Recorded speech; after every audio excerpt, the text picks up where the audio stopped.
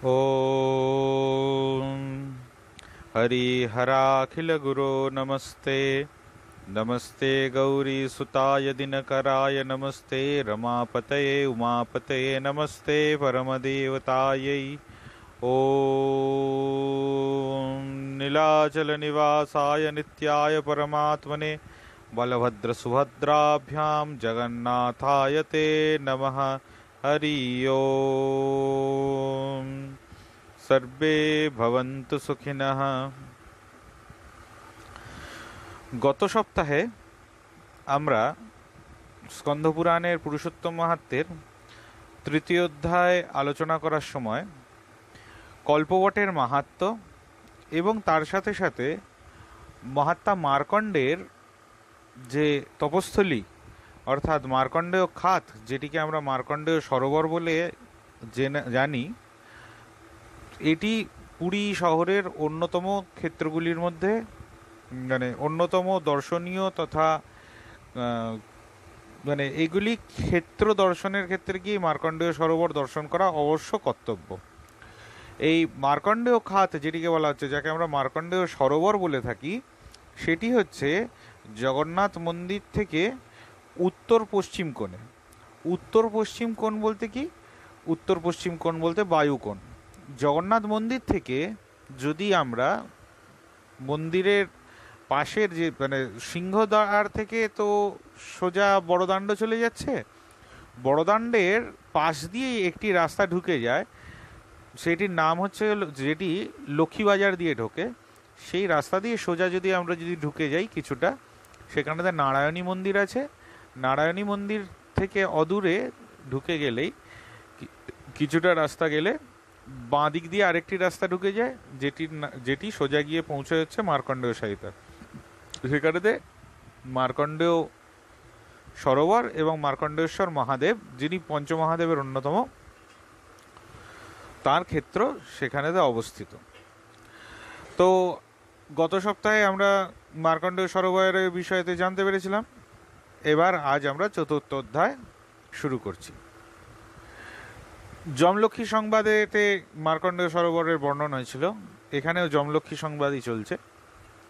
লক্ষ্মী কহিলেন, এই ক্ষেত্রের পরিমাণ পঞ্চক্রোশ এবং সমুদ্র পর্যন্ত অবস্থিত। তাহার মধ্যে তীর্থরাজ সমুদ্রের তটভূমিতে সুবর্ণ বালুকাতে আবৃত এবং নীল পর্বতে শোভিত 3 ক্রোশ পরিমিত স্থান অত্যন্ত নির্মল। তথা বিশ্বেশ্বর দেব ইন্দ্রিয় সংযম করিয়া চতুর্বর্গ ফলপ্রদাতা জগন্নাথ সাক্ষাৎ নারায়ণকে উপাসনা করিবার নিমিত্ত সমুদ্র তট আশ্রয় করিয়া আছেন। মম এই বচন শ্রবণ করিয়া শিবকে সম্যক প্রকারে পূজা করিলেন। যমের সংযম নষ্ট করেন বলিয়া এই শিবের নাম যমেশ্বর। তাহাকে দর্শন ও পূজা করিলে কোটিলিঙ্গ পূজনের ফললাভ হয়। ক্ষেত্রের আকার শঙ্খের ন্যায়, তাহার মস্তকে পশ্চিম সীমা। এই শঙ্খাকার ক্ষেত্রের অগ্রে নীলকণ্ঠ নামে শিব অবস্থিত আছেন। এই ক্রাসমান ক্ষেত্র অতি দুর্লভ। ইহা সাগরের এই ক্রোশমাত্র ক্ষেত্র অতি দুর্লভ। ইহা সাগরের জল হইতে বটবৃক্ষের মূল পর্যন্ত বিস্তৃত। সাক্ষাৎ নারায়ণের এই ক্ষেত্রটি পরম পবিত্র। ওই শঙ্খের উদরভাগটি সমুদ্রের জলে নিমগ্ন। উহার সংসর্গে এই স্থান সমুদ্র সকল তীর্থের প্রাধান্য লাভ করিয়াছে। এতে বোঝা যাচ্ছে যে যেটি উদর বলা হচ্ছে, বর্তমান শ্রীমন্দির থেকে শ্রীমন্দিরের দক্ষিণ দিক, যেটা দক্ষিণ দরজা থেকে একদম সমুদ্র তট পর্যন্ত, সেটা আগে ছিল হচ্ছে আমাদের সমুদ্রের গর্ভে। শ্রীমন্দির ছিল একেবারে সমুদ্রের তটে। এই শ্লোকেতে বুঝতে পারা যাচ্ছে। যেমন এই ভগবান দর্শনপথগত হইলে মুক্তি প্রদান করেন, তদ্রূপ এই ক্ষেত্রে মরণ ও সিন্ধুতে স্নানেও মোক্ষদান করেন। অতএব ভগবানের দর্শন, ক্ষেত্রে মরণ ও সিন্ধুতে স্নান, এই তিনটি প্রত্যেকে মুক্তির স্থান, অতি দুর্লভ। ইতিপূর্বে মহাদেব ক্রোধান্বিত হইয়া ব্রহ্মার পঞ্চম মুখচ্ছেদন করিয়া অত্যাজ্য সেই মস্তক গ্রহণপূর্বক ব্রহ্মাণ্ড ভ্রমণ করিতে করিতে এখানে আগমন করিয়া শঙ্কাকার ক্ষেত্রে দ্বিতীয় আবর্ত বেষ্টন স্থানে এই কপাল ত্যাগ করিয়াছেন। তাহাতে এই ব্রহ্মকপাল কপালমোচন নামে শিব, এই ব্রহ্মকপাল স্থানে কপালমোচন নামে তিনি বিখ্যাত হইয়াছেন। যে ব্যক্তি সেই কপালমোচন শিবকে দর্শন, পূজন ও প্রণাম করেন, তাহার ব্রহ্মহত্যা পাপের কঞ্চুক পরিত্যক্ত হয়। এই কপালমোচনের দক্ষিণ পার্শ্বে মরণ আর জন্ম হয় না। হে ধর্মরাজ, তাহার তৃতীয়াবর্ত সীমায় আমার বিমলা নামে যে শক্তি আছেন, তিনিও মুক্তিফল প্রদান করেন। যিনি ইহাকে ভক্তিভাবে পূজা ও প্রণাম এবং কীর্তন করেন, তিনি সকল অভিলষিত লাভ করিয়া অন্তে মুক্তি লাভ করেন। শঙ্খের নাভিদেশে 3টি কুণ্ড এবং অক্ষয় বট ও ভগবান অবস্থিত আছেন। কপালমোচন হইতে শঙ্খের মধ্যভাগ পর্যন্ত ওই ভাগে অর্ধাসনী শক্তি প্রতিষ্ঠিত আছেন। হে ধর্মরাজ, মহাপ্রলয়ে বর্ধিত জলের অর্ধেক সৃষ্টির আদিতে অসন করেন বলিয়া অর্ধাসনী নামে শক্তিটি খ্যাতা হইয়াছেন। এই অর্ধাসনী মানে কিন্তু আমাদের যে পুরী বড়দাণ্ডে একেবারে শ্রীমন্দির থেকে গুন্ডিচা মন্দিরের একদম মধ্যবর্তী স্থানে এই অর্ধাসনীর মন্দির অবস্থিত, এবং ইনি হচ্ছেন জগন্নাথের মাউসী মা, মাসি বলে ইনি বিখ্যাত। জগন্নাথকে আমরা বলি যে তিনি যাচ্ছেন মাসির বাড়ি, গুন্ডিচা মন্দিরটা কিন্তু ওনার মাসির বাড়ি নয়। এই অর্ধাসনী মন্দির যেটি, সেইটি হলো জগন্নাথের মাসির বাড়ি। এবং মাউসীমা মন্দিরেতে তিনি যাতায়াতের সময়তে তিনি পোড়াপিঠা ভোগ সেই জায়গাতে গ্রহণ করে থাকেন।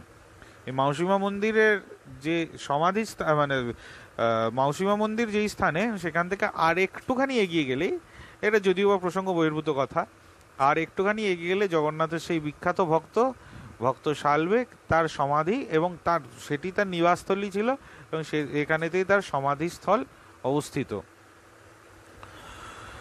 তাহাকে দর্শন ও প্রণাম করিলে শাশ্বত ভোগ প্রাপ্ত হয়। সিন্ধুরাজের জল হইতে অক্ষয়বটের মূল পর্যন্ত স্থানে কীট পতঙ্গ ও মনুষ্যদিগের মরণে ভগবান মুক্তি দান করেন। ভগবানের অন্তর্বেদীটি পুণ্যজনক বলিয়া তাহাকে দেবতারাও বাঞ্ছা করেন। এ স্থানে যাহারা বাস করেন, তাহারা সকলেই ভগবান রূপে দর্শন করেন। পৃথিবী, গগন ও স্বর্গেও মোক্ষদায়ক যে 3.25 সংখ্যক তীর্থ আছে, তাহাদিগের মধ্যে এই পুরুষোত্তম ক্ষেত্রটি সাযুজ্যরূপ মুক্তি দান করে। এখানে স্থিত ব্যক্তিরা জরা, জন্ম ও মরণ জন্য শোকপ্রাপ্ত হন না। এই যে রৌহিন নামে কুণ্ড কারণ জলে সর্বদা পরিপূর্ণ আছে, ইনি স্পর্শন দ্বারা মুক্তি দান করেন। এই কুণ্ডস্থিত জল প্রলয়কালে বর্ধিত হইয়া পশ্চাৎ এই স্থানেই লীন হয়, তাহাতেই ইহার নাম রৌহিন তীর্থ হয়। অতএব হে যম, সাধিকার বিপর্যয় হইবে মনে করিয়া তুমি চিন্তা করিও না। এই স্থানে কেবল মোক্ষাধিকারী দিগেরই তুমি ঈশ্বর হইবে না। জগন্মাতা লক্ষ্মী সম্মুখস্থিত ধর্মরাজ যমকে এইরূপ আদেশ করিয়া প্রণয় বাক্যে ব্রহ্মাকে কহিলেন যে, হে জগন্নাথ পিতামহ, তুমি সকলেই জানো এই ক্ষেত্র সকল জন্তুকে মুক্তি প্রদান করে। এইটি যমকে আদেশ করুন। কামাখ্যা ও ক্ষেত্রপাল শিব ইহাদের মধ্যস্থিত বিমলা ভগবানের দক্ষিণস্থিত সাক্ষাৎ ব্রহ্মস্বরূপ নৃসিংহ, যিনি হিরণ্যকশিপুর বক্ষস্থল বিদারণ করিয়া প্রভার দ্বারা উজ্জ্বল হইয়াছেন, এই সকল দর্শন করিলে নিঃসংশয় সকল পাপক্ষয় হয়, আর ভুক্তি ও মুক্তি লাভের জন্য যোগ্য হইবে, তাহা সংশয় নাই। এই নৃসিংহের অগ্রে প্রাণ ত্যাগ করিলে ব্রহ্ম সাযুজ্য প্রাপ্তি হয়, ও যে যা কিছু কর্ম করে তৎকোটি কোটি গুণ ফল লাভ করে। এই কল্পবৃক্ষের ছায়া নৃসিংহরূপ সূর্য দ্বারা মহাদীপ্তি প্রাপ্ত হইয়াছে। এই ছায়া অত্র জ্ঞান বা অজ্ঞানবশত মরিলে, এই ছায়ায় অত্র মাফ করবেন, এই ছায়া অত্র জ্ঞান বা অজ্ঞানবশত মরিলেও সে মায়াকে নষ্ট করে, সুতরাং মুক্তি লাভে কোনো সন্দেহই নাই। হে মুনিগণ, মূঢ় ব্যক্তিগণের পক্ষে দুর্লভ যে বেদান্ত প্রসিদ্ধ শ্রবণাদি বিজ্ঞান তদ্ব্যতিরেকেও এ স্থলে মুক্তি লাভ হইবে। বারাণসী ক্ষেত্রে কৃপানিধি মহেশ্বর মুমূর্ষু ব্যক্তির কর্ণমূলে জ্ঞানের উপায়স্বরূপ ব্রহ্মনাম উপদেশ করেন। তদ্বারা বোধ জন্মিলে অভ্যাস দ্বারা ক্রমে মোক্ষ প্রাপ্তি হয়। উপদেষ্টার মাহাত্ম্যেও তাহার জ্ঞানের অন্যথা ভাব কদাচ হয় না। এই ক্ষেত্রে যাহারা প্রাণ ত্যাগ করে তাহাদিগের তৎক্ষণেই সাক্ষাৎ স্বরূপা মুক্তি জন্মে। হে যম, ইহাতে সংশয় করিও না। কর্মফলভোগী কর্মী, জন্ম ও মরণে আসক্ত অজ্ঞান ব্যক্তিরা কদাচ এই ক্ষেত্রে বিশ্বাস করে না। যে পিপাসু ব্যক্তি সাধু, শীতল ও নির্মল গঙ্গা জল পরিত্যাগ করিয়াও ক্ষুদ্র সরোবরে গমন করে, তদ্রূপ সকল মূঢ় লোকেরা এই উত্তম ক্ষেত্র পরিত্যাগ করিয়া অন্যান্য তীর্থে ভ্রমণ করে। তাহারা ফলের আশারূপ মোদক দ্বারা পরিতৃপ্ত হইয়া শ্রমজন্য ফললাভে আসক্ত হয়। সমুদ্র দর্শনে, ভগবান বিষ্ণুর দর্শনে, কল্পবৃক্ষ ছায়াতে এবং এই ক্ষেত্র সাধিকৃত যে কোনো স্থানে মরণে মুক্তি লাভ হয়। ইহার মধ্যে যে ব্যক্তি যে বিষয়ে ভক্তির সহিত বিশ্বাস করে তাহাতেই মুক্তি লাভ হয়। অতএব এ প্রকার তীর্থ আর কুত্রাপি নাই। যে ব্যক্তি এই তীর্থ পরিত্যাগ করিয়া লোভ লালসায় তীর্থান্তরের অভিলাষ করে, সে নিশ্চয়ই বিষ্ণুর নিজ মায়ার দ্বারা মুক্তিলাভে বঞ্চিত হয়। তোমার প্রতি আর অধিক উপদেশের প্রয়োজন নাই, যেহেতু তোমার প্রত্যক্ষই তো দৃষ্ট হইতেছে যে কাকপক্ষী বিষ্ণু স্বরূপতা লাভ করিয়াছে। অন্তর্বেদী রক্ষার নিমিত্ত আমি 8টি শক্তি কল্পনা করিয়াছিলাম। পরে পত্নীর নিমিত্ত উগ্র তপস্যা দ্বারা মহাদেব কর্তৃক উপাসিত হইয়া আমি নিজ শরীর হইতে সর্বসৌন্দর্যশালিনী গৌরীকে তাহার পত্নীরূপে সৃজন করিয়াছি। তৎকালে তাহাকে আদেশ করিয়াছিলাম, ভদ্রে, আমার বাক্যটি অনুমোদনপূর্বক তোমার মূর্তি সমূহ দ্বারা এই অন্তর্বেদীর চতুর্দিক রক্ষা করো। সেই গৌরী আমার প্রীতির নিমিত্ত অষ্টপ্রকার মূর্তি ধারণ করিয়া অষ্টদিকে সংস্থিতা হইয়াছেন। বটমূলে অগ্নিকোণে মঙ্গলা, পশ্চিমে বিমলা, শঙ্খের পূর্বভাগে বায়ুকোণে সর্বমঙ্গলা, উত্তর দিকে অর্ধাসনী, ঈশান কোণে লম্বা, দক্ষিণে কালরাত্রি, পূর্ব দিকে মরীচিকা, নৈঋতে চণ্ডরূপা নামে শক্তি আছেন। এই ভীষণরূপা অষ্টশক্তির দ্বারা অন্তর্বেদী সর্বতোভাবে রক্ষিতা হইয়াছে। অল্প পুণ্যদিগের এই স্থানটি অতি দুর্লভ। অষ্টশক্তির দর্শন ও কীর্তন করিয়া সকল পাপক্ষয় ও অশ্বমেধ যজ্ঞের ফললাভ হয়। রুদ্র তথায় রুদ্রাণীর অষ্টপ্রকার ভেদ দর্শন করিয়া আপনি রুদ্ররূপে আত্মাকে অষ্টদা ভেদ করিয়া পরমেশ্বরের উপাসনা করিয়াছিলেন এবং বিষ্ণুকে তপস্যা দ্বারা আরাধনা করায় এই বর প্রার্থনা করিলেন যে, হে দেব, তুমি যে স্থানে সুখেতে বাস করিবে আমিও সেই স্থানে বাস করব। হে কমলাকান্ত, তোমা ব্যতিরেকে আর কেহ মুক্তির কারণ নহে। হে প্রভো, তুমি আমার অন্তর্যামী, তোমা বিনা শরীরই সম্ভব নহে। তোমাকে জানিতে না পারিয়া বিষয়রূপ অগ্নিতে মূরেরা হর্ষ প্রকাশ করিয়া থাকে। হে নির্মল মেঘসন্নিভ দেব, আমি তোমার শরণাপন্ন হইলাম।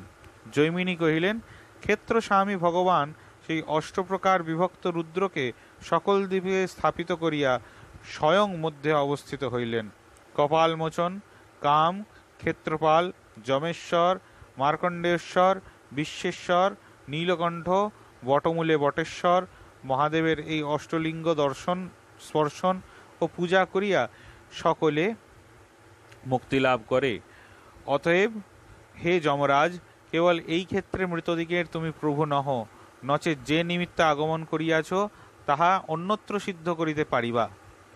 লক্ষ্মীদেবী যমকে এই প্রকার উপদেশ করিয়া পিতামহ ব্রহ্মাকে কহিতে লাগিলেন, হে ব্রহ্মণ, অবধারণ করুন, আপনি ভগবানের নাভিপদ্ম হইতে উৎপন্ন হইয়াছেন। তথাপি এই জগন্নাথ ভক্ত ব্যক্তিকে আত্মসমর্পণ করেন এবং শরণাগত ব্যক্তির ক্লেশ দূর করেন। এই হেতুক প্রভু যম কর্তৃক ভক্তিপূর্বক তোষিত হইয়া আপনাকে এই কথা কহিতে উদ্যত আছেন। সুদর্শন, অনন্তদেব ও আমি আমাদিগের সহিত এই অত্যাজ্য ক্ষেত্র সুবর্ণ বালুকায় আবৃত হইয়া অবস্থান করিবে। এই কথা আপনি যমকে বলিয়া তাহাকে শিয়ালয়ে প্রেরণ করুন। শ্রীর এই কথা উত্তম মনে করিয়া সম্মুখস্থ ব্রহ্মাকে কহিলেন, সত্যযুগে বিষ্ণুপরায়ণ ও সকল যজ্ঞের আহর্তা ও শাস্ত্রে পণ্ডিত ইন্দ্রদ্যুম্ন নামে রাজা জন্মগ্রহণ করিবেন। এবার থেকে শুরু হচ্ছে রাজা ইন্দ্রদ্যুম্নের প্রসঙ্গ। তিনি তৎকালে এই স্থানে আগমন করিয়া এই ক্ষেত্রে মহাভক্তি প্রকাশ করিবে। এই প্রজানাথ ভগবানের উৎপন্ন প্রীতির নিমিত্ত সহস্র অশ্বমেধ যজ্ঞ করিবেন। ভগবান তাহাকে অনুগ্রহ করিয়া একটি দারুতে উৎপন্ন হইবেন। বিশ্বকর্মা ওই দারু প্রতিমার ঘটনা করিবেন। তুমি ইন্দ্রদ্যুম্ন প্রতি প্রসন্ন হইয়া সেই প্রতিমা সকল প্রতিষ্ঠিত করিবা। হে পিতামহ, আমাদিগের সদৃশ প্রতিমা তোমার আজ্ঞা দ্বারা প্রতিষ্ঠা ও ঘটনা হইবে। মহর্ষি জৈমিনী কহিলেন, লক্ষ্মীদেবীর এই বাক্য ব্রহ্মা ও যমরাজ শ্রবণপূর্বক পরম প্রীতি লাভ করিয়া ক্ষেত্রের অনন্ত মহিমা পুনঃ পুনঃ স্মরণপূর্বক বিস্ময় ও আনন্দে রোমাঞ্চিত শরীরে স্বীয় স্বীয় পুরে প্রত্যাগমন করিলেন। হে মুনিগণ, ইদানিং সেই ক্ষেত্রে নীলমেঘ সদৃশ শঙ্খচক্রধারী ভগবান ইন্দ্রদ্যুম্নের প্রতি প্রসন্ন হইয়া নীলাচলে গুহা মধ্যে বলরাম, সুভদ্রা ও সুদর্শন চক্রের সহিত দারুময় বিগ্রহ ধারণ করিয়া লোকদিগের উপকারের নিমিত্ত অবস্থিত হইয়াছেন। তিনি দয়াসাগর এবং প্রণত ব্যক্তিদিগের বিপদ নিবারক, যাহাকে দর্শন করিলে সুদৃঢ় পাপবন্ধন ছিন্ন হয়। হে মুনিশ্রেষ্ঠগণ, ত্রিতাভরণ বিষয়ে সুধাকরণ স্বরূপ সেই ভগবানকে দর্শন করিলে যুগপৎ সৎকর্মের ফলস্বরূপ উপস্থিত হয়। ভগবান বিষ্ণুর এইরূপ দিব্য ও মানুষ বহুবিধ অবতার, অত্যদ্ভুত কর্মসমূহ এবং অতুল মহিমা বর্ণিত হইয়াছে। মনুষ্যগণ এমনকি দেবগণও তাহার মহিমার ইয়ত্তা করিতে পারেন না। হে বিপ্রগণ, দেব, দৈত্য, মানব, গন্ধর্ব, রাক্ষস ও তির্যক জাতি সকলেরই চিত্ত, সকলের আত্মভূত সর্বসুখাবহ সেই দারুময় মূর্তিতে অনুরক্ত ও একান্ত তৎপর। আনন্দস্বরূপ সেই ব্রহ্মের জীবরূপ অংশে জীবের জন্ম হয়। সেই জীবেরাই ব্রহ্মকে এই দারুময় বিগ্রহে অনুভব করেন। ইহা শ্রুতিবাক্যে প্রকাশিত আছে। এই বিগ্রহ সংসারের দুঃখ সকল বিনাশ ও অব্যয় সুখ প্রদান করে। এই নিমিত্ত বেদান্তে দারুময় ব্রহ্ম বলিয়া কীর্তন হইয়াছে। কেবল কাষ্ঠময়ী প্রতিমা কখনো মুক্তি দিতে পারে না। হে বিপ্র, যাহা কৃত্রিম তাহা হইতে অকৃত্রিম মোক্ষ কিরূপে লভ্য হইয়া থাকে? যে মোক্ষ স্বভাবসিদ্ধ অকৃত্রিম হইতে লব্ধ হয়, তাহা কৃত্রিম প্রতিমা হইতে কি প্রকারে সম্ভবে? অতএব আশ্রয় বিনা ব্রহ্মকে সুখে লাভ করা যায় না। এই কারণেই বিষ্ণুর এই পরম গোপনীয় স্থান সেই অলৌকিকী প্রতিমা লৌকিকী বলিয়া প্রকাশিত আছে। কোন স্থানে শ্রুতা, কোথাও বা দৃষ্ট হইয়াছেন। মহর্ষি জৈমিনী মুনিদিগকে বলিয়াছিলেন, সেই দারুময় শরীর ইন্দ্রদ্যুম্ন রাজাকে বর দিয়াছিলেন, যিনি দীন, অনাথ ও ব্যক্তিদিগের একমাত্র রক্ষক, সংসার সাগর হইতে উত্তরণের একমাত্র উপায় এবং সকলেরই একমাত্র অবলম্বন। নিখিল চরাচর সর্বদা যাহার চরণ বন্দনা করিয়া থাকে, যিনি সৃষ্টি ও সংহারের কারণ, যিনি পাপমোচনের উপায়, নিখিল আপদের নিবারক, বিভূতি বর্ধক, বিষয়ভোগীদিগের অভীষ্ট পূরক, নিখিল জন্তুর প্রতিপালন স্থল এবং জগতের ধাতা, যিনি নিখিল ভাষায় অভিজ্ঞ, নিখিল পাপ নিবারণে সক্ষম, সর্ববিধ পঙ্কের শোষক। হে মুনিগণ, তোমরা সেই জগজ্জনী প্রভু নীলাচলস্থিত নারায়ণের শরণাপন্ন হও। তিনি চেষ্টাবিহীন কাষ্ঠময় বপু হইয়াও বিবিধ দিব্য লীলা করিয়া থাকেন। অল্পমাত্র ভক্তি করিলেই তিনি মানুষদিগের শত অপরাধ ক্ষমা করিয়া থাকেন।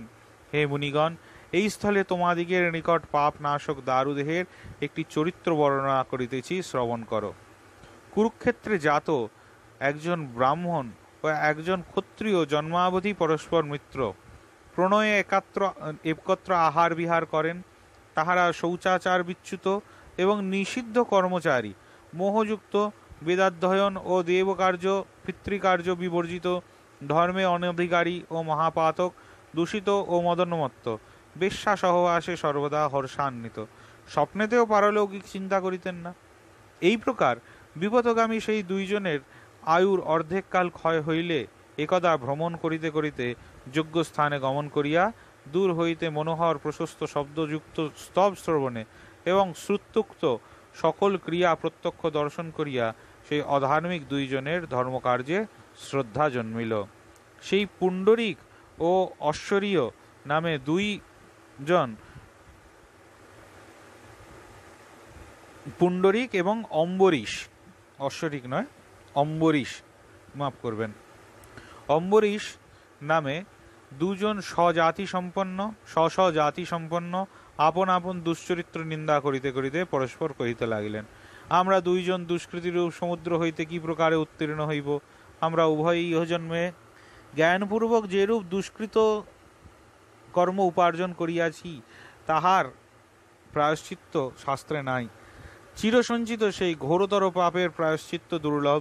তথাপি এই সকল সভাগত ব্রহ্মনিষ্ঠ ব্রাহ্মণগণকে প্রণিপাত দ্বারা প্রসন্ন করিয়া পাপের নিষ্কৃষ্টি বিষয়ে জিজ্ঞাসা করিব।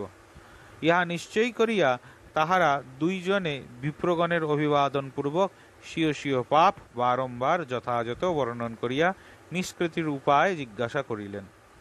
ব্রাহ্মণেরা তাহাদিগের দুইজনের বচন শ্রবণান্তর নয়নোন্মিলনপূর্বক বিস্মিত বদনে পরস্পর অবলোকন করিয়া মৌনী হইয়া রইলেন। কি আশ্চর্য! এই দুরাত্মাদয়ের অতি ঘোরতর পাপ কর্ম সঞ্চিত হইয়াছে, যে পাপ রাশিতে শাস্ত্র প্রায়শ্চিত্ত উপদেশের নিমিত্ত সমর্থ হন না। অতএব ইহাদিগের দুইজনকে পাপের উপযুক্ত প্রায়শ্চিত্তের উপদেশ দিতে আমরা সমর্থ নহি। যাহার ভগবত ভক্তির মাহাত্ম্যে সমুদয় পাপ ক্ষয়িত হইয়াছে, সেই সভাস্থিত ব্রাহ্মণগণের মধ্যে বক্তাদিগের শ্রেষ্ঠ কোন প্রধান বৈষ্ণব চূড়ামণি সহাস্যবদনে এই দুইজনকে এরূপ বাক্য কহিলেন, হে ব্রাহ্মণ ও ক্ষত্রিয় সন্তান, তোমরা যেরূপ দারুণ পাপ করিয়াছ, সেই বিষম পাপ রাশি হইতে যদি মুক্তি বাসনা করো, তবে শীঘ্রই পুরুষোত্তম ক্ষেত্রে গমন করো। যে স্থানে দারুময় পুরুষোত্তম আছেন, সেই ক্ষেত্রটি উত্তম। রাজর্ষি ইন্দ্রদ্যুম্নের ভক্তি দ্বারা প্রীত হইয়া বিভু অনুগ্রহ করিয়া সেই স্থানে প্রীত আছেন, স্থিত হয়ে রয়েছেন। সেই শঙ্খচক্র গদাধারী জগন্নাথকে আরাধনা করিলে পাপক্ষয় অথবা মুক্তি লাভ হয়। এই দুয়ের মধ্যে যাহা ইচ্ছা করিবে তাহা নিশ্চয়ই প্রাপ্ত হইতে পারিবে। সেই জগন্নাথ ঘোর দুষ্কৃতরূপ তুলারাশিতে দাবাগ্নি সদৃশ হইয়াছেন। এই দুরোপণেও পাপ তপস্যা দ্বারা কোটি জন্মেরও ক্ষয় করিতে তোমরা সমর্থ হইবে না। যাহার দর্শনে এককালে সকল পাপ ক্ষয় হয়, তাহার সমীপে যাইতে বিলম্ব করিও না। পুণ্যভূমি উৎকল দেশে দক্ষিণ সমুদ্রের তীরে নীলগিরি শিখরবাসী বিভুর শরণাগত হও, সেই কৃপা সাগর তোমাদিগের ইষ্টসিদ্ধি করিবেন। হে মুনিগণ, সেই বৈষ্ণব কর্তৃক ব্রাহ্মণ ও ক্ষত্রিয় এই প্রকারে আদিষ্ট হইয়া অত্যন্ত হর্ষপূর্বক সেই পথে পুরুষোত্তম ক্ষেত্রে গমন করিলেন। এখানেই চতুর্থ অধ্যায় শেষ হচ্ছে। চতুর্থ অধ্যায় আমরা কি কি বর্ণনা পেলাম, যে আমাদের চতুর্থ অধ্যায়তে আমরা দেখতে পাচ্ছি যে পঞ্চমহাদেব,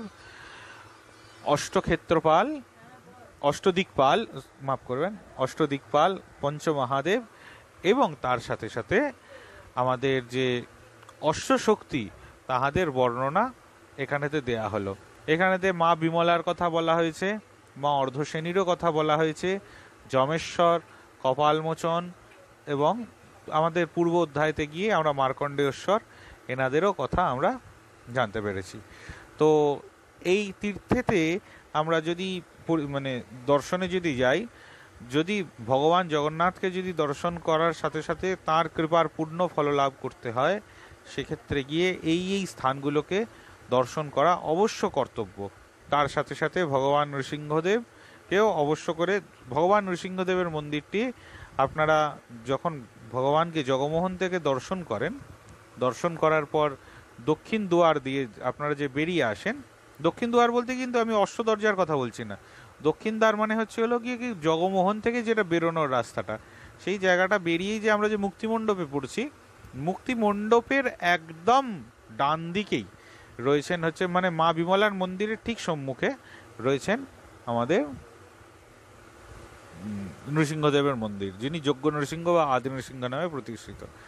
আবার আরেকটি নৃসিংহদেবের মন্দির আছে, সেটি হলো হচ্ছে আমাদের গুন্ডিচা মন্দিরের কাছাকাছি, তাকেও যজ্ঞ নৃসিংহ বলে পরিচিত আমরা জেনে থাকি।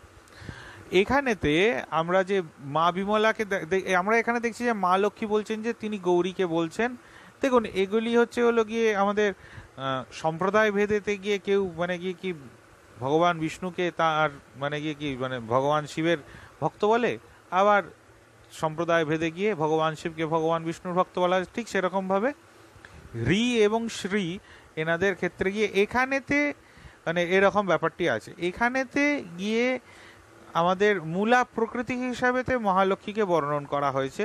সেক্ষেত্রে গিয়ে সেখান থেকে সমস্ত কিছু মানে মূলা প্রকৃতি, তার মধ্যে রি এবং শ্রী দুটি ভাগ, তার মধ্যে থেকে বিশ্লিষ্ট হয়ে অষ্টশক্তি রত্নবেদীকে সর্বদা পরিব্যাপ্ত করে থাকেন, এটি এখানে বর্ণিত হয়েছে।